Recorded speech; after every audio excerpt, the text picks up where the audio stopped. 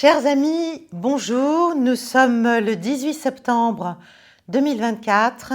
Vous êtes sur Paix et Guerre, je suis très heureuse de vous retrouver pour la 37e édition, me semble-t-il, de Mondoscopie. Des commentaires m'ont fait comprendre que vous aviez manqué d'actualité brûlante puisque j'avais dû enregistrer l'émission avant mon départ en voyage il y a 10 jours. Je n'avais pas le choix, je suis désolée, j'étais en Chine. Et c'était tout à fait intense et passionnant. Et pour me faire pardonner, je vous proposerai dimanche ou lundi une édition spéciale de Mondoscopie consacrée à mes impressions de voyage, on va dire. Voilà. Dans l'immédiat, puisque vous avez manqué d'actualité, je vais vous en donner. Vous vous en doutez, ce ne sera pas l'actualité qu'on vous donne dans les journaux ordinaires. Et elle est globalement assez sombre. Au programme ce soir, 3 points. Le premier, c'est l'immense soulagement après le refus américain d'autoriser les frappes ukrainiennes dans la profondeur, avec des armes américaines ou européennes, dans la profondeur du territoire russe. Et c'est lié aussi avec la seconde tentative d'assassiner Trump. Enfin, c'est lié. Je vous expliquerai comment c'est lié, dans le contexte, dans l'ambiance, on va dire. Deuxième point, Moyen-Orient, très sérieuse dégradation et pari fou d'Israël en cours, qui est en échec à Gaza, assez patent, et qui donc décide de porter la guerre au Liban contre le Hezbollah. Troisième point, une autre forme de guerre ou d'affrontement sans merci, en forme de diversion pour la déroute générale en Ukraine, de l'Occident, qui est déclarée à la Russie par les États-Unis sur le front de l'information, et avec en parallèle de cet effort de blocus renforcé occidental sur la véritable information, sur ce qui se passe, eh bien, il y a un sommet en parallèle sur les médias qui se tient au sein du groupe des BRICS+. Donc voilà, la concurrence fait rage et je vous expliquerai comment ça se passe. Alors, premier point, donc, l'Ukraine, ou le conflit ukrainien au sens large. On est passé, je pense, très très près d'un désastre. Alors évidemment, on ne vous en parlera pas, il ne faut surtout pas affoler les populations, mais enfin quand même, on décide un peu de leur sort, n'est-ce pas, sans les tenir au courant des tenants et aboutissants, des risques qu'on leur fait prendre. Et je pèse mes mots, je pense qu'on est passé assez près d'une guerre ouverte, qui aurait très probablement quasi automatiquement dérivé vers un affrontement possiblement nucléaire entre les États-Unis et la Russie. Ce que je vous dis est évidemment grave et on m'excusera de semer la panique, mais non. En fait, on n'est vraiment pas passé très loin de cette guerre entre les États-Unis et la Russie, mais aussi avec l'Europe et l'Amérique comme terrain de jeu. Et c'est peut-être ça d'ailleurs qui a sauvé la mise. Depuis des mois, vous le savez, la pression monte, de la part de Kiev bien sûr, mais de la part des Britanniques qui sont véritablement des fauteurs de guerre assez redoutables, à la fois pour affaiblir l'Europe sans doute, depuis qu'ils en sont sortis, et puis bien sûr pour satisfaire leurs objectifs vis-à-vis de la Russie, et puis aussi bien sûr des pressions de tout le clan des faucons américains, Blinken en tête, le secrétaire d'État, Sullivan, celui qui dirige le Conseil de sécurité américain, même le chef de la CIA, Burns, qui était pourtant l'homme qui, quand il était ambassadeur à Moscou, avait compris que l'Ukraine était une ligne rouge pour la Russie et avait dit, avait essayé d'expliquer aux Américains, enfin, à la Maison-Blanche de l'époque, que niet means niet, c'est-à-dire, voilà. Quand on vous explique, c'est pas du blabla quand les Russes parlent. Bon. Donc, il y a eu des pressions depuis des mois et des mois pour escalader dramatiquement le conflit. Et évidemment, il y a d'autant plus de pression que c'est la déroute sur le terrain. Escalader dramatiquement le conflit en autorisant des frappes avec des missiles de longue portée, américains ou britanniques, dans la profondeur du territoire russe, donc près 2014.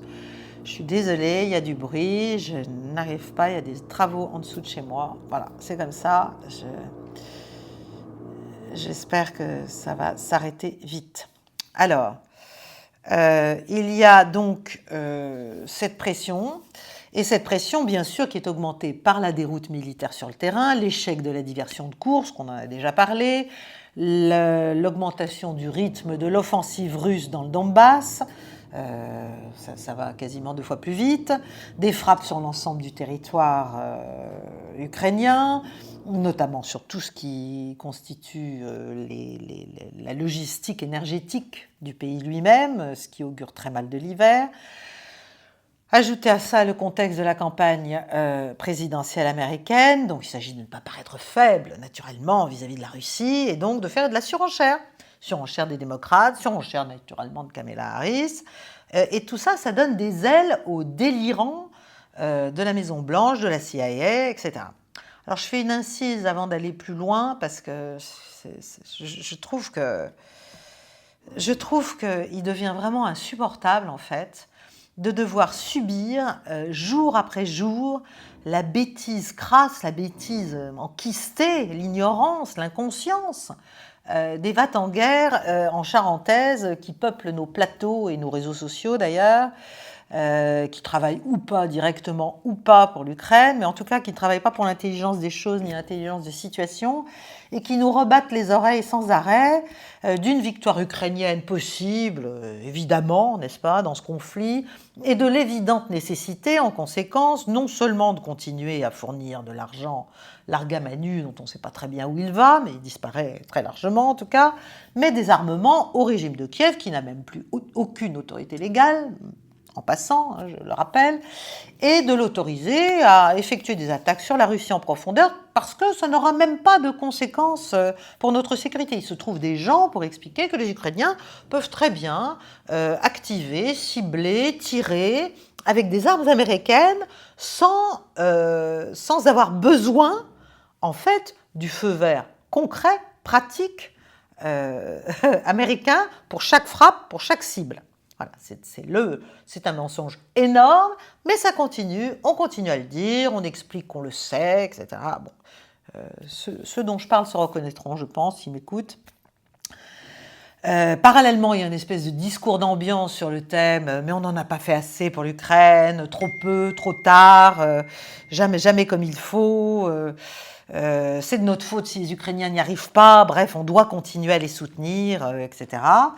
Donc je rappelle que la déroute militaire est de plus en plus claire, y compris à Koursk, que le régime lui-même de Kiev est en pleine déroute politique et multiplie de plus en plus des attaques assez désespérées sur les civils dans l'espoir de les terroriser pour faire en sorte qu'ils lâchent le pouvoir de Vladimir Poutine. Bon, ça c'est encore une utopie, un fantasme. Selon les Syriens, alors vous me direz, c'est les Syriens, donc les Syriens, ça ne vaut rien, ce qu'ils disent ne peut être que mensonge, etc. Enfin, en même temps, si on n'écoute que ceux qui pensent comme vous, on est sûr de devenir sourd.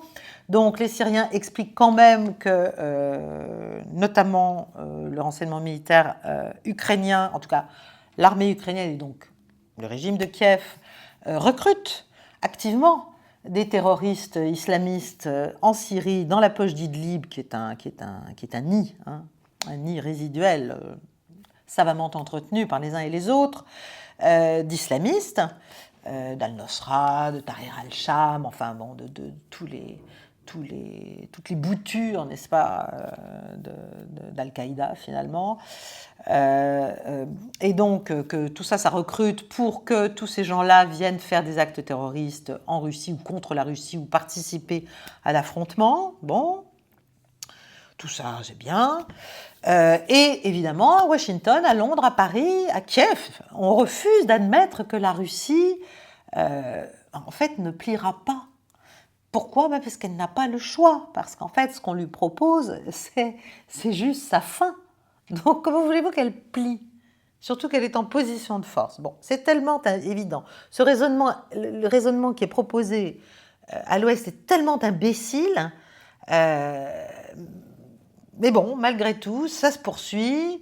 Poutine négociera si on terrorise son peuple, ça c'est ce que raconte Zelensky, Urbi et Orbi. Il se sentira affaibli. Bon. Enfin, bref, on fait semblant de ne rien comprendre ou alors on ne comprend rien, c'est affligeant. Poutine, il a un mandat clair, il a un mandat massif, on peut en penser ce qu'on en veut, ça ne fait aucune différence, c'est une réalité. Donc, l'immense majorité du peuple russe lui a donné mandat de le défendre, de défendre la Russie contre, désormais, quand même, une offensive assez nette, assez claire de la part de l'Occident via l'Ukraine. Donc, il faut vraiment, c'est vraiment parce qu'on vit dans cette réalité alternative et parce qu'on méprise l'adversaire russe, la force du pouvoir russe, la résilience du peuple, la légitimité populaire du régime, le niveau de conscience politique du peuple russe qui n'est pas celui de nos populations, on ne saisit pas de telles évidences. Et moi j'ai du mal. J'ai du mal à comprendre pourquoi on ne comprend pas. Mais bon, la Russie n'est pas pauvre, la Russie n'est pas faible, elle est encore moins isolée. Alors ça c'est le mensonge suprême, c'est la Russie est toute seule. Ah bon? Mais c'est nous qui sommes seuls. Il est vraiment très très urgent de comprendre ça. Donc voilà, la Russie, c'est une puissance certes inquiète, certes qui subit aussi de lourdes pertes, à qui cette opération militaire spéciale coûte très cher, mais elle est déterminée. Elle ne va pas s'arrêter, ne serait-ce que parce que ça lui a déjà coûté extrêmement cher, y compris en hommes. Même si le ratio est de 1 à 5 ou de 1 à 6, entre les pertes des forces ukrainiennes et des forces russes, il faut comprendre que ce n'est pas rien. Ça veut dire peut-être plus de 100 000 morts côté russe. Donc, on ne veut pas admettre l'évidence de notre défaite, de celle des forces armées ukrainiennes, de l'impossibilité mathématique de renverser le rapport de force en hommes ou en matériel, à moins d'un engagement de toutes les forces de l'OTAN, donc d'une guerre générale. Mais à Washington comme à Londres, on continue à dire que ce ne sera même pas nécessaire, car Poutine bluffe. Il a peur. Bon, donc en fait, quand il dit qu'il va faire des représailles, c'est du flanc, pour être familière. Donc le discours, c'est « il est légitime et possible de poursuivre l'escalade pour l'affaiblir politiquement en frappant en profondeur le territoire russe et ça n'aura pas de conséquences militaires ni sécuritaires pour l'Europe ou les États-Unis. » Bien sûr. Voilà. Eh bien voyons. Voilà. Donc c'est un mensonge éhonté, on flirte déjà avec la co-belligérance depuis longtemps et on croit pouvoir continuer. Et dans une situation aussi volatile, aussi délirante, au moment où on devrait, tous nos efforts devraient tendre à faire baisser la tension, à saisir la fenêtre d'opportunité avant l'hiver pour jeter les bases d'un règlement équitable, on continue dans le délire, on ignore le soutien d'une grande partie du monde à Poutine et on doit toujours subir les mêmes inénarrables incompétents et inconscients propagandistes qui sont rengorgés de haine, rengorgés de vanité, rengorgés de bêtises, qui racontent n'importe quoi, et contre tous les spécialistes anglo-saxons les plus sérieux, à la cheville desquels ils n'arriveront jamais, mais bon, on ne les écoute pas, et surtout, on ne vient pas dire aux Français qu'ils existent, n'est-ce pas? Voilà, donc il n'y a que les gens qui s'intéressent vraiment aux questions, qui se renseignent et qui entendent ce qui se passe en vrai. Et il n'y a pas besoin d'aller sur RT, Sputnik ou je ne sais quoi pour avoir accès à ces informations. C'est sur YouTube, hein, c'est accessible à tout le monde, y compris aux journalistes de LCI. Voilà. Le mensonge, c'est, voilà, les Ukrainiens peuvent décider tout seuls de leur cible, les localiser tout seuls et les frapper tout seuls, sans l'aide des Américains. Donc on va les laisser faire et on ne sera pas engagé dans une guerre frontale contre la Russie, on ne risque rien, etc.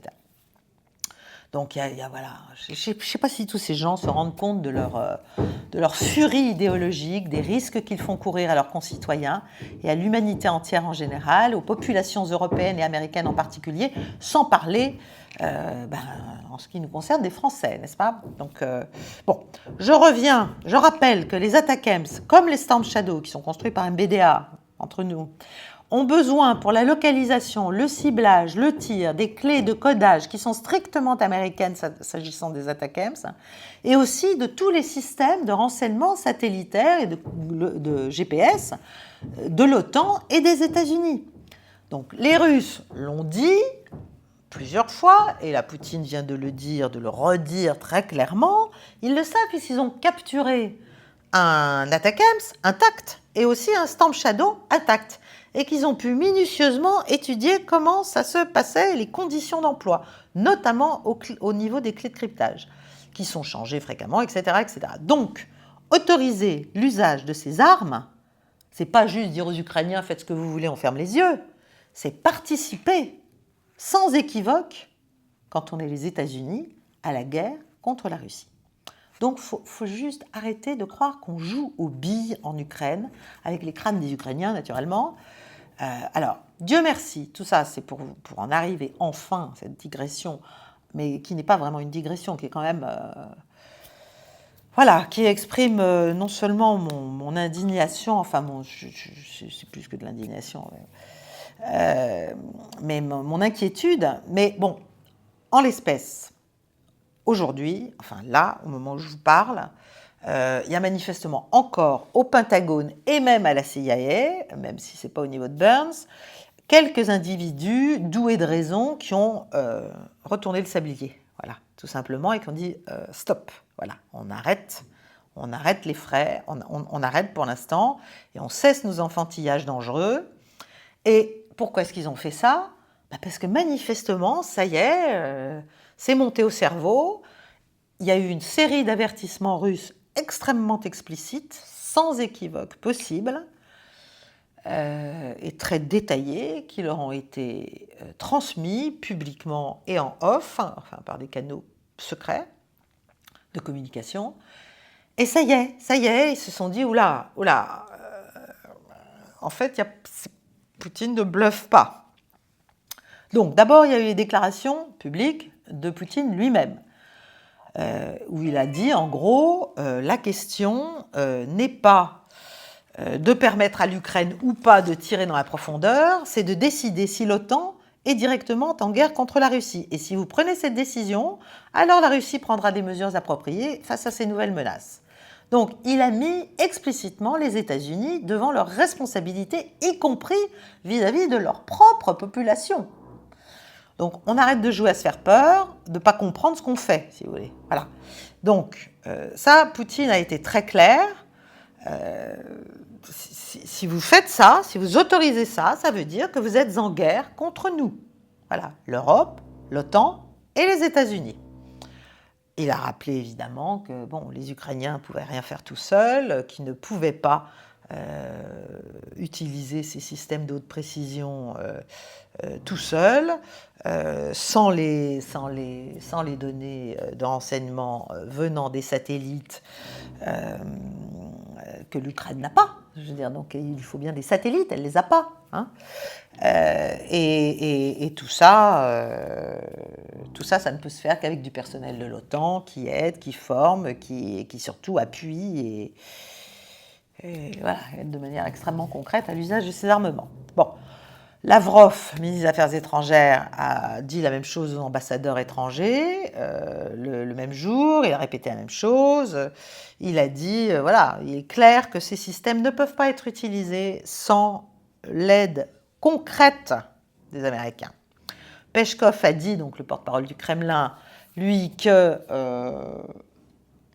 les déclarations du président avaient bien atteint leur destinataire.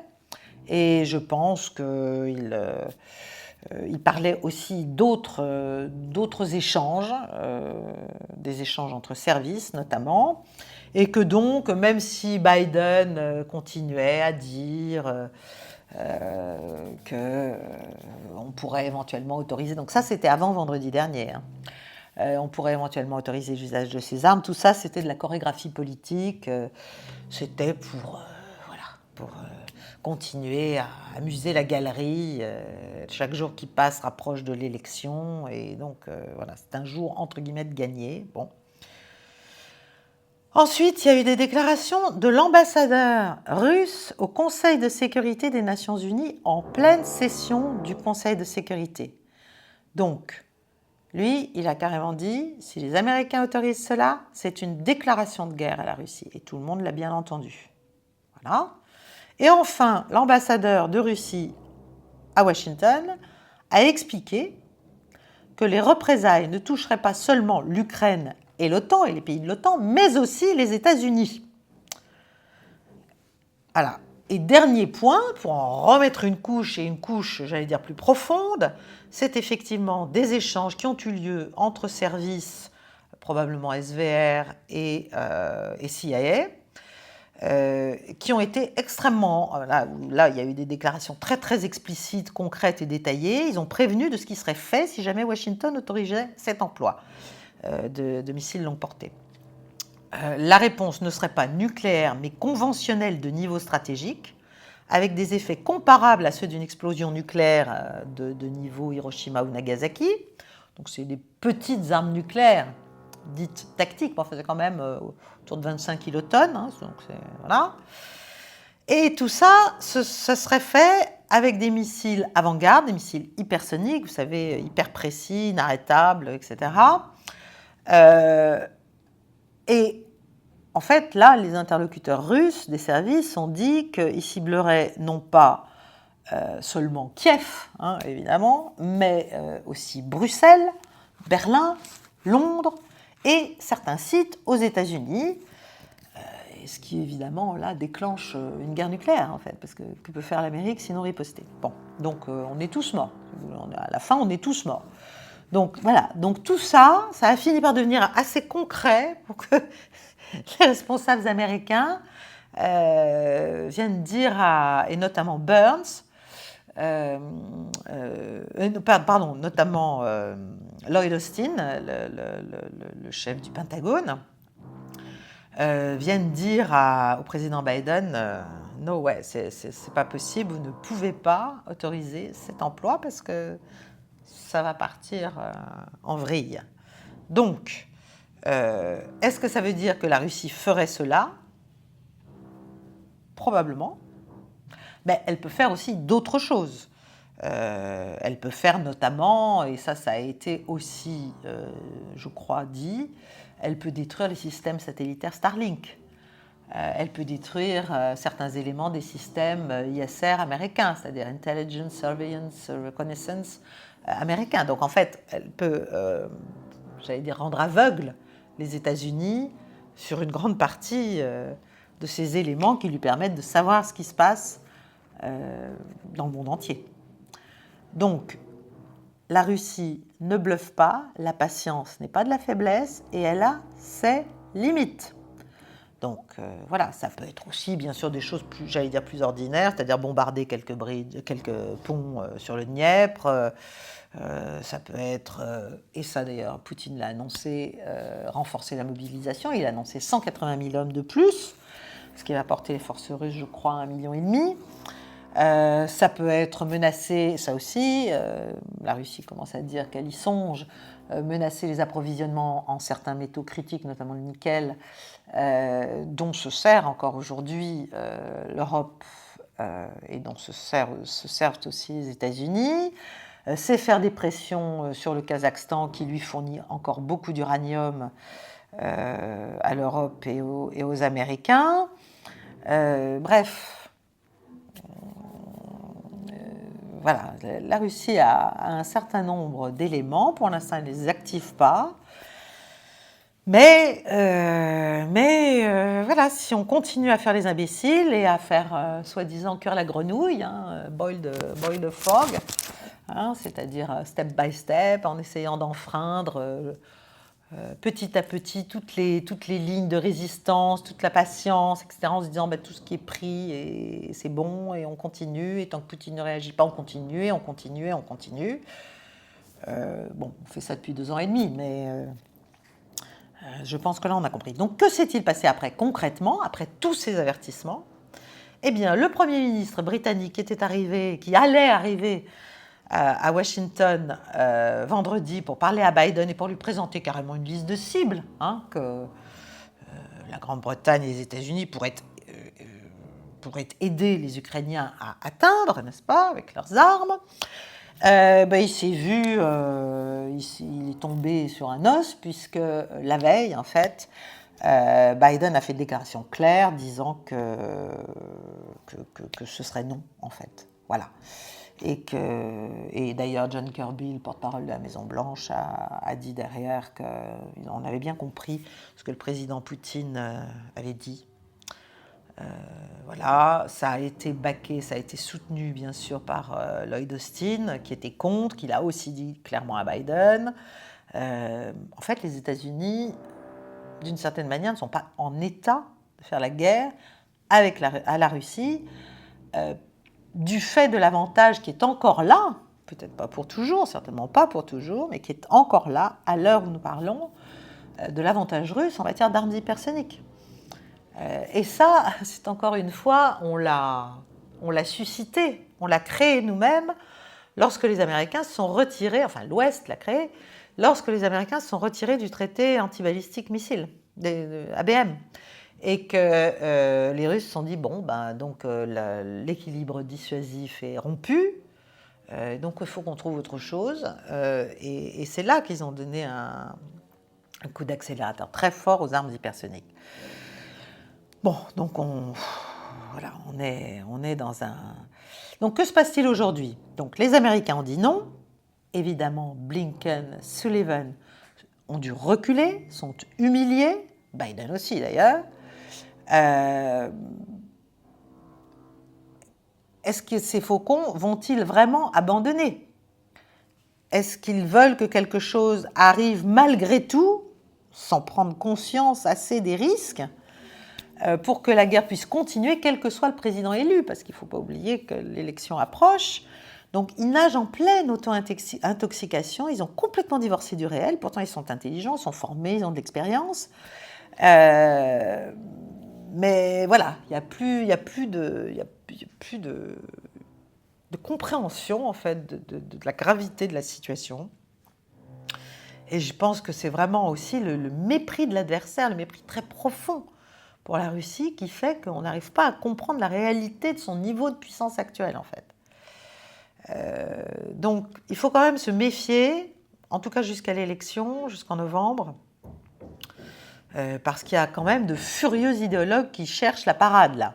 Donc, il y a une zone de grand danger à mon avis encore jusqu'au 5 novembre, mais là on a déjà échappé belle. Bon, je dirais aussi que tout cela est lié, bien sûr, car ça montre le niveau de folie, de bêtise et de panique avec la deuxième tentative d'assassinat de Trump. Alors, est-ce que c'est commandité? Est-ce que c'est un loup solitaire? Ou est-ce que c'est un loup qui appartient à une meute? Ou est-ce que c'est juste un illuminé pro-ukrainien maladif qui recrutait des Afghans pour aller se battre pour Kiev? Qui d'un seul coup s'est dit maintenant je dois aller assassiner Trump. Bon, tout ça, je n'ai pas de certitude. Moi, ça me semble. Moi, je ne crois pas au loup solitaire déjà d'une manière générale. Donc voilà. Mais quoi qu'il en soit, il y a un contexte qui est un contexte de violence politique tellement fou. Et ça, c'est pas Trump qui a donné ce contexte. C'est la guerre qui lui est déclarée depuis 2015. Donc en le présentant sans arrêt comme l'homme qui menace la démocratie américaine, évidemment, on pousse un certain nombre d'illuminés à agir, y compris de manière ultra-violente. Mais il ne faut pas oublier que Trump, c'est aussi celui qui a dit qu'il mettrait fin à la guerre en Ukraine, et à tout l'argent qu'elle rapporte peut-être, et qu'il ne voulait pas de guerre nucléaire. C'est donc, en fait... Et il est conseillé par Robert Kennedy Jr., par Tulsi Gabbard, par des gens quand même assez sérieux et assez clairvoyants et assez lucides. Donc en fait, Trump, il fournit la porte de sortie au délire américain et à l'impasse dans laquelle sont aujourd'hui les États-Unis dans cette affaire ukrainienne. Je ne parle même pas de la France, je pense aussi qu'il va falloir qu'on sorte de notre suivisme, surtout si du côté américain ça change et qu'on devient plus réaliste. J'espère que notre président de la République saura choisir un ministre des Affaires étrangères capable aussi d'avoir un niveau de lucidité, de compréhension du sujet, et capable peut-être de préparer la suite et donc une participation à une négociation. Ça me semble vraiment essentiel, mais bon. On va voir. En tout cas, jusqu'à l'hiver, il y a quand même une fenêtre d'opportunité qui peut être encore un peu favorable à Kiev. Je pense qu'après l'hiver, ce sera dramatique. Donc Voilà, il est temps peut-être de changer un peu notre fusil d'épaule. Voilà, je termine donc ce premier point là-dessus. Je passe au deuxième point, sans transition, le Moyen-Orient. Donc pendant que ça se calme sur le front européen pour quelque temps, on a l'impression que c'est le Moyen-Orient qui est sur le point de s'embraser. Donc voilà, la raison ne peut pas reprendre ses droits partout en même temps, évidemment, ce serait trop beau. Israël est en train vraiment de perdre pied, à mon avis, et de déclencher l'escalade que tout le monde redoutait.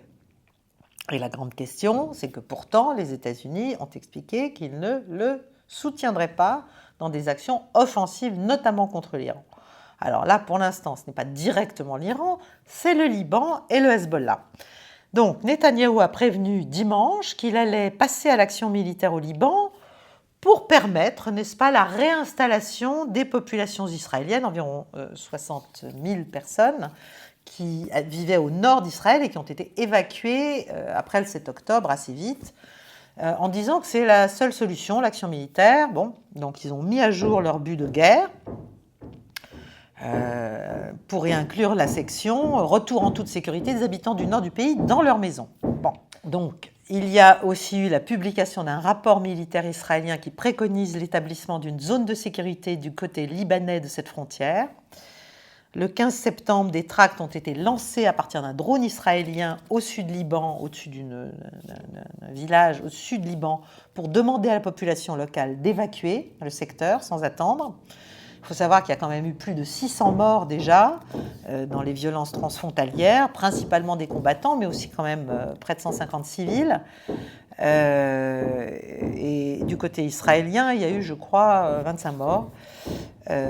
Par ailleurs, il faut comprendre que cette fuite en avant se produit au moment où Netanyahou essaie de se débarrasser de Yoav Gallant, son ministre de la Défense, qui, lui, est défavorable, d'ailleurs avec une grande partie de l'armée, à cette extension du conflit au Liban, parce qu'il considère que l'armée israélienne, qui est déjà épuisée par bientôt 1 an de guerre contre le Hamas à Gaza, ne peut pas, n'a pas les moyens et n'a plus les forces de tenir une guerre d'usure contre le Hezbollah au Liban. Et donc, Netanyahou, qui est donc défié en fait d'une certaine manière, et qui est défié en tant que protecteur. Or, c'est le rôle qu'il se donne sans arrêt. Je suis le protecteur des Israéliens. Bon, pour l'instant, il les met essentiellement en danger. Enfin, bon. Je ne parle même pas des otages dont manifestement il a fait son deuil, n'est-ce pas, puisqu'il a tué à peu près tous les interlocuteurs possibles pour une négociation pour leur libération. Bon, voilà, tout ça paraît normal. Gaza, le massacre se poursuit. Donc il veut remplacer Gallant. Alors il veut le remplacer par un ultralibéral de droite bien pushy, c'est Gideon Sa'ar, ou alors par son actuel ministre des Affaires étrangères, Katz. Bon, enfin, en tout cas, ce qu'on reproche à Gallant, c'est de critiquer finalement l'absence de stratégie véritable de Netanyahou dans l'ensemble, d'ailleurs, de la guerre, que ce soit à Gaza ou vis-à-vis du Liban. Donc, il y a ce contexte-là. Et puis, dans la nuit de lundi à mardi, Israël a lancé une attaque informatique coordonnée à travers le Liban et jusqu'en Syrie. D'ailleurs, il y a eu des effets jusqu'en Syrie sur les appareils de communication, des sortes de beepers, si vous voulez, qui sont utilisés par les membres du Hezbollah. Donc, c'est une attaque sur des centaines, en fait, de beepers, puisqu'en fait, ils avaient été fournis, mais ils avaient été piégés en amont par Israël. Enfin, voilà. Et tout ça, ça a fait quand même 3000 blessés, 200 cas critiques, 8 morts. Parmi les blessés, je crois, l'ambassadeur iranien à Beyrouth. Alors, Israël dit que cette attaque survient après un attentat à la bombe qui a eu lieu le 15 septembre dans un parc de Tel Aviv, mais qui n'a pas fait de victimes et qu'on a attribué au Hezbollah. Bref, on est dans une dans une course, parce qu'en fait, l'élection américaine arrive et Netanyahou se sent les mains libres jusque-là, jusqu'au 5 novembre, jusqu'à la fin de la clôture du scrutin américain. En gros, il peut faire à peu près ce qu'il veut, parce que personne sur la scène politique américaine ne prendra le risque électoral de ne pas avoir l'air de soutenir Israël dans son droit à se défendre, n'est-ce pas? Tel que, pour employer l'expression consacrée. Je pense qu'on est très très au-delà de la défense quand même au stade actuel. Donc c'est une folie. Netanyahou est dans une impasse complète. Échec à Gaza, défiance de son armée. Il cherche donc, il radicalise le tout. Il veut le contrôle. En plus, il dit qu'il veut reprendre le contrôle total de l'enclave de Gaza et il nommait un gouverneur. Voilà.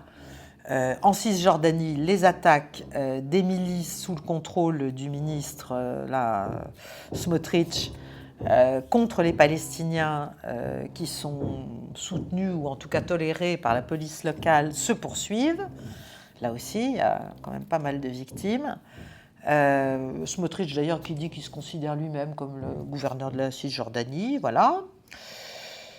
Bon, j'ai vu aussi que Shoigu, donc ancien ministre de la Défense russe et aujourd'hui président du Conseil de sécurité russe, venait d'arriver à Téhéran, visite non annoncée. J'espère que ce n'est pas lié à l'attaque d'Israël. Mais en tout cas, ce qu'il faut retenir de ce point, c'est que ça devient extrêmement dangereux, non seulement à l'échelle régionale, donc la perspective d'un embrasement dont je ne vois pas très bien comment on va arriver à le contrôler, mais pour Israël lui-même. Et je rappelle un dernier fait, parce qu'on n'en fait pas beaucoup non plus la publicité évidemment, c'est qu'il y a eu une attaque des Houthis par un missile hypersonique qui a touché les environs de Tel Aviv et qui a pénétré sans encombre toutes les défenses israéliennes, américaines, britanniques, françaises, Arabie Saoudite, enfin bref, tout le dôme de fer, etc. Voilà. Donc ce missile, c'est un missile de portée de plus de 2000 km. Il est assez furtif, il va à Mach 16, Mach 16, très manœuvrable. Il s'appelle Palestine 2. Est-ce que c'est les Houthis qui l'ont créé? Est-ce que c'est un missile fourni par l'Iran ou avec l'aide de l'Iran? Mais ce que ça veut surtout dire, c'est que si un missile des Houthis, je rappelle la manière dont on considère les Houthis en Occident, c'est-à-dire des guérilleros. Bon, ils ont quand même mis en échec l'opération lancée par les États-Unis, opération navale, Prosperity Guardian, là en décembre dernier. Ils ont dû repartir, les bateaux américains, parce qu'ils n'y arrivaient pas. Et donc les attaques de Houthis se poursuivent. Mais enfin, si un missile, d'abord s'ils ont des missiles hypersoniques, s'ils en ont un, ils en ont plusieurs, et s'il y en avait un certain nombre qui étaient lancés, on peut imaginer ce que ça signifie pour Israël. C'est-à-dire ça perce le dôme de fer, en fait. Et ça perce tous les cercles de défense des alliés d'Israël. Donc je ne sais pas si là aussi on prend conscience de ce qu'on est en train de faire. Voilà. Mettre le feu aux poudres en permanence, on ne maîtrise pas forcément la poudre. Voilà. Donc c'est un grave avertissement, je pense, pour Netanyahou, mais ça n'a pas l'air, au stade actuel, de changer grand-chose à sa détermination. Et je terminerai à ce point en disant que le Hezbollah a promis évidemment des représailles à l'attaque qui a eu lieu dans la nuit de lundi à mardi, et une longue guerre d'usure, ce qui est précisément ce dont Israël ne veut pas, parce qu'il ne s'en sent pas capable, parce qu'il n'a pas le format, tout simplement. Et aussi parce qu'un certain nombre de responsables américains ont clairement, à plusieurs reprises, prévenu le gouvernement israélien et les responsables de la défense israélienne qu'il n'y aurait pas de soutien. Il y a bien sûr un soutien américain, y compris en armement, etc., à Israël, à la défense d'Israël, mais pas à l'attaque. Voilà. Pas une opération militaire offensive. Bon, à suivre. Et troisième point, j'essaie d'aller vite, c'est la guerre des médias mondiale. Enfin, moi, je l'ai appelée comme ça, la guerre du sens, le pouvoir de dire le vrai, le faux, le fake, le faux, dire le faux en le faisant passer pour du vrai, évidemment, c'est encore plus intéressant. Et là aussi, on nage en plein délire, parce que ça traduit, ce qui est en train de se passer traduit quand même une panique dans le camp occidental qui, moi, me renverse. Donc, en gros, il y a une offensive en règle contre RT, qui est accusée ni plus ni moins d'être une agence d'espionnage, en fait, russe, et d'agir comme telle, et de contribuer à diffuser une désinformation colossale, déstabilisante, etc., pour l'Occident, de laver les cerveaux des populations du monde entier, même à l'Ouest. Bon. Donc, en fait, en gros, si l'Amérique est en train de se faire humilier en Ukraine et dans un certain nombre d'autres régions du monde, c'est pas du tout à cause du fait qu'ils ont fait de mauvais calculs sur ce qu'était la Russie, ils ont mal calculé les forces de l'adversaire, ou alors peut-être que les populations, y compris occidentales, commencent à avoir une overdose de mensonges et que ça déclenche le dégoût, la défiance et le regroupement d'un certain nombre de peuples et de pays contre nous et contre regroupement de tous ceux qui ont compris ce qu'il en était, quoi, qui ont compris qu'on leur mentait trop, que c'était trop loin du réel et qu'on ne pouvait pas vivre éternellement dans une espèce de blocus informationnel qui est masqué naturellement par la transparence, la nécessité de donner une information vérifiée, etc. etc. C'est quand même une douce supercherie aussi, c'est vraiment l'imposture majeure. Là. Enfin bon, donc, encore une fois, je ne dis pas que les médias russes ne donnent que de véritables informations, mais ils donnent une partie, comme d'ailleurs beaucoup de canaux américains qui ne sont pas maîtrisés par le pouvoir, donnent une partie d'informations et de faits sur le conflit, sur son contexte, mais aussi sur le reste du monde, que tout simplement, on ne veut pas que les citoyens occidentaux obtiennent. Voilà. On ne veut pas qu'ils puissent se faire leur jugement. Donc, expliquer maintenant que tout ce qui se passe, tout ce qui va mal, n'est-ce pas? Tout ce qui va mal en Ukraine. Bientôt, on va nous expliquer que l'Ukraine perd parce que RT fait son boulot, quoi. RT fait un boulot d'information, mais non, en fait, c'est pas de l'information, c'est du renseignement, c'est de l'espionnage, c'est ci, c'est ça, c'est de la déstabilisation. Et donc, c'est pour ça qu'on perd. Mais c'est tellement puéril, c'est tellement stupide. C'est pas du tout ce genre de questions qu'il faut se poser. Si RT arrive, et d'autres canaux, et c'est la même chose pour Telegram d'ailleurs, c'est un peu ce qu'on leur reproche aussi, arrive à atteindre en fait les esprits des gens qui veulent réfléchir un petit peu à la réalité de la situation internationale, ce n'est pas parce qu'ils leur mentent, c'est parce qu'ils leur disent autre chose. Et à vrai dire, bien souvent, quand même, des choses réelles. Ne serait-ce que sur l'arrière-fond du conflit, ne serait-ce que... Enfin, il y a beaucoup de choses quand même qu'on ne peut même pas trouver. Donc, en fait, on est en train d'essayer de faire revivre l'idée d'une conspiration, du Russiagate aux États-Unis, toutes ces théories, juste avant les élections, en espérant que ça va avoir un effet et que la peur du russe ou l'impression de se faire, comment dirais-je, désinformer par les médias russes va agir en faveur des démocrates, parce qu'en fait, à la fin, c'est quand même ça le sujet. Bon. Donc, je pense vraiment que ça pose un problème de fond. C'est-à-dire, on ne peut pas juste se contenter de trouver des boucs émissaires à nos propres fautes et à nos propres échecs en matière de soft power. Quand je dis nous, parce que certaines personnes me disent dans les commentaires, mais non, vous dites nous, mais c'est pas nous.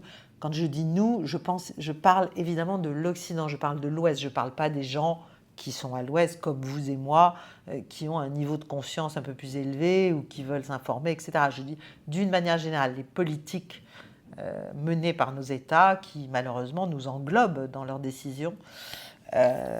Bon, donc on est dans une situation d'échec, de discrédit, de baisse de notre influence. Mais pourquoi? Parce qu'on ment trop. Voilà, et parce que c'est devenu trop visible. Et que les gens ne le supportent juste plus. Et que quand ils ont une autre information, même si elle-même peut comporter des excès, des mensonges, etc., eh bien forcément, ils lui accordent un crédit. Ils lui accordent un crédit parce que, à vrai dire, après, quand on regarde quand même la situation, on se rend bien compte qu'on nous raconte des cracks, quoi. Voilà, je ne parle que de l'Ukraine ici, mais bon, c'est le cas pour beaucoup de choses. Donc je pense que cette offensive à but électoral assez clair, hein, de court terme, offensive américaine contre RT, en l'accusant d'être une agence de renseignement, en l'accusant de fomenter la déstabilisation, par exemple en Moldavie, etc., etc., c'est complètement... c'est voué à l'échec. Et puis alors surtout, c'est un peu comique, parce que si vous voulez... c'est quand même l'Occident, c'est quand même l'Europe, c'est quand même l'Amérique qui sont à l'origine de la déstabilisation et de la désinformation dans beaucoup de ces pays, et de coups, et de révolutions de toutes les couleurs, enfin, il faut quand même être sérieux. Donc je sais pas, c'est énorme, on est dans un conte, quoi. On ne se rend pas compte. Alors, aux États-Unis, il y a une agence qui s'appelle US Agency for Global Media. Bon, ok, elle a presque 1 milliard de budget. Et en fait, voilà, en dépit de tout ça, elle n'arrive pas à prouver que l'érosion globale du soutien à la guerre de l'Occident contre la Russie en Ukraine, via l'Ukraine, est due peut-être simplement au fait qu'il y a une prise de conscience des gens et des populations que cette guerre doit se terminer, qu'elle n'a pas de sens, qu'elle n'a ni queue ni tête, qu'elle a été très très largement préparée de notre côté. Bon, voilà. Donc, c'est une longue bataille pour que la vérité arrive à se frayer un chemin entre les monceaux, les montagnes de mensonges. Et pendant ce temps, beaucoup de gens meurent, évidemment. Ce serait... Voilà. Donc, je pense que... Voilà, on va arriver... On est dans une forme d'échec de notre capacité à manipuler les perceptions des populations de plus en plus, parce qu'en fait, on a cette déconnexion entre les narratifs qu'on propose et le réel d'une situation. Et maintenant, il y a effectivement d'autres médias, d'autres canaux, innombrables, qui proposent, y compris à l'intérieur du camp occidental, comme je l'ai dit. Hein, je rappelle que les meilleurs spécialistes du conflit ukrainien sont américains, hein, à l'heure actuelle. Et donc, voilà, tant qu'on ne comprendra pas ça et qu'on n'essaiera pas de recoller un peu au réel dans nos politiques, et de sortir de l'idéologie, et de sortir de la haine, et de sortir de cette espèce de volonté furieuse de vouloir maintenir notre hégémonie qui est morte. Voilà, elle est juste morte. Donc il faut arrêter, elle est morte et enterrée. Voilà. Donc il faut passer à autre chose maintenant.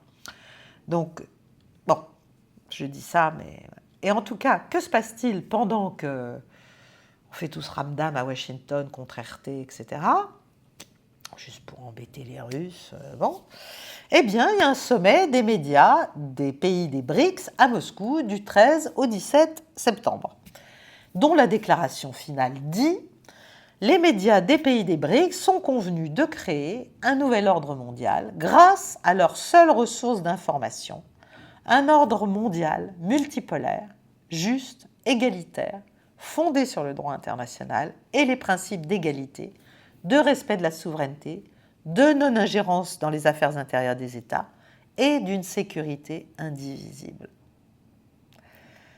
Et je veux terminer là-dessus parce que je trouve que là, en quelques lignes, bien sûr, de notre côté du monde, on expliquera que tout ça, c'est des mensonges, que ce soit la Russie ou la Chine qui, bien sûr, propose et encourage et encadre, à vrai dire, ce discours.